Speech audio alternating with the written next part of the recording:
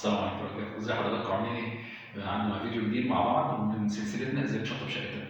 هنتكلم النهارده يا جماعه عن الفرق ما بين الازاز السنجل والازاز الدبل في شبابيك الالوميتال بتاعتنا، وامتى استخدم الازاز الدبل وامتى استخدم الازاز السنجل. الازاز الدبل يا جماعه باختصار هو عباره بيكون عن طبقتين احنا بنعملهم وبيتحقنوا في النص حاجه اسمها غاز خامل.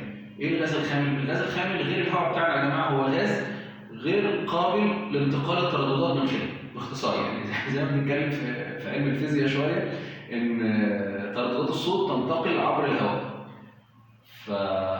فانا دلوقتي مثلا على شارع رئيسي، تمام، او في مكان فيه ورش مثلا او في اي حاجه، وعايز اخلي الصوت ما ياثرش عليا جوه، عندي اطفال بتذاكر، عندي حد مريض، انا عايز راحتي النفسيه، راجع من شغل عايز ارتاح في البيت، فبستخدم الالوميتال اللي بيكون بازاز دبل.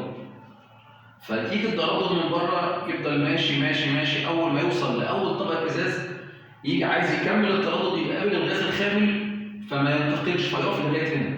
فدي فايده يا جماعه الازاز الدبل عن السنجل، انما السنجل عادي بيسمح بمرور التردد من غير اي مشكله بالنسبه له. انما الدبل هو اللي بيكون فيه الخاصيه، لذلك احنا مع بعض واقفين والشقه على شارع رئيسي ومش سامعين اي مشكله او اي ضوضاء. فاللي يكون محتاج فعلا حاجه زي كده يقول اللي هيركب له، نقول المهندس اللي معاه، يقول شركه الالوميتال اللي هتركب له لا والله انا عايز ازاز دبل علشان انا عايز يكون مانع للصوت والضوضاء عندي في البيت او في البيت. ويا رب